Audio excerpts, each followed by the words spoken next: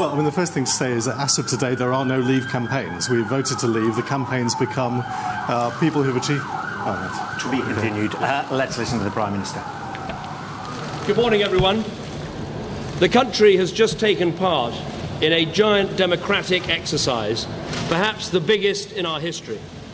Over 33 million people from England, Scotland, Wales, Northern Ireland and Gibraltar have all had their say. We should be proud of the fact that in these islands we trust the people with these big decisions. We not only have a parliamentary democracy, but on questions about the arrangements for how we're governed, there are times when it is right to ask the people themselves, and that is what we have done. The British people have voted to leave the European Union, and their will must be respected. I want to thank everyone who took part in the campaign on my side of the argument, including all those who put aside party differences to speak in what they believed was the national interest. And let me congratulate all those who took part in the Leave campaign for the spirited and passionate case that they made. The will of the British people is an instruction that must be delivered. It was not a decision that was taken lightly, not least because so many things were said by so many different organisations about the significance of this decision. So there can be no doubt about the result. Across the world, people have been watching the choice that Britain has made. I would reassure those markets and investors that Britain's economy is fundamentally strong. And I would also reassure Brits living in European countries and European citizens living here that there will be no immediate changes in your circumstances. There will be no initial change in the way our people can travel, in the way our goods can move, or the way our services can be sold. We must now prepare for a negotiation with the European Union. This will need to involve the full engagement of the Scottish, Welsh and Northern Ireland governments to ensure that the interests of all parts of our United Kingdom are protected and advanced. But above all, this will require strong, determined and committed leadership.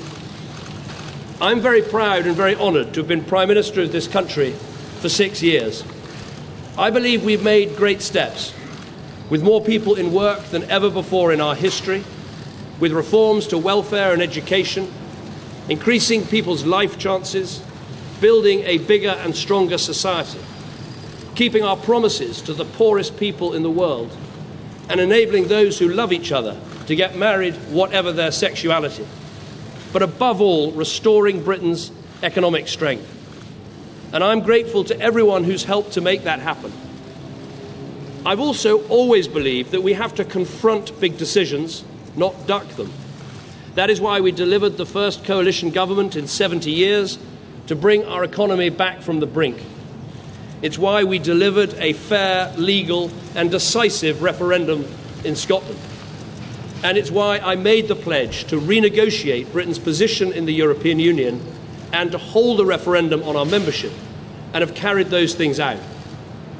I fought this campaign in the only way I know how, which is to say directly and passionately what I think and feel, head, heart and soul.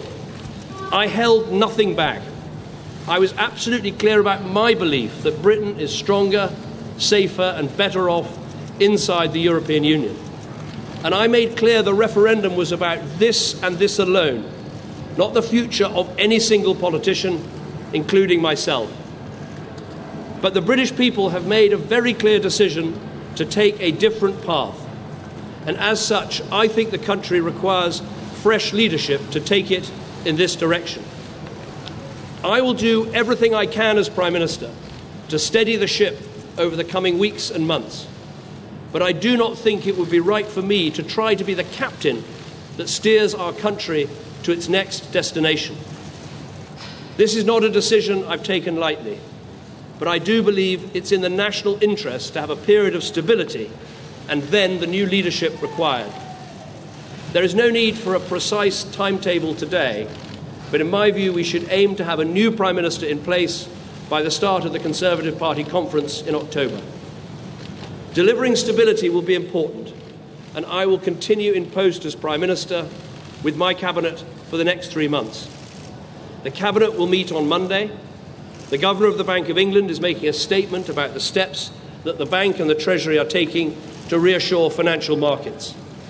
We will also continue taking forward the important legislation that we set before Parliament in the Queen's speech.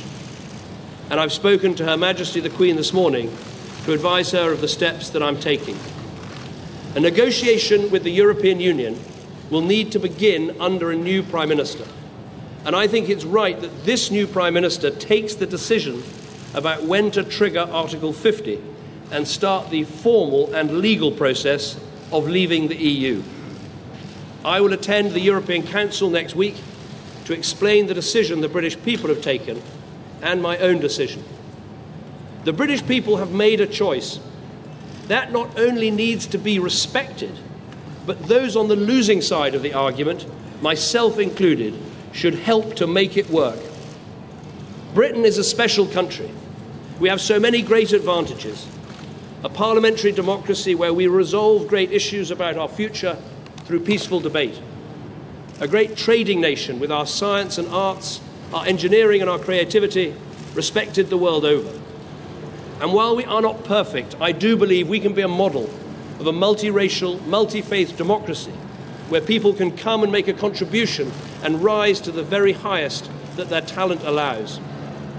Although leaving Europe was not the path I recommended, I am the first to praise our incredible strengths.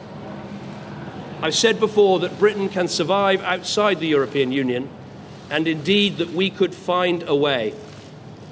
Now the decision has been made to leave, we need to find the best way. And I will do everything I can to help. I love this country, and I feel honoured to have served it. And I will do everything I can in future to help this great country succeed. Thank you very much.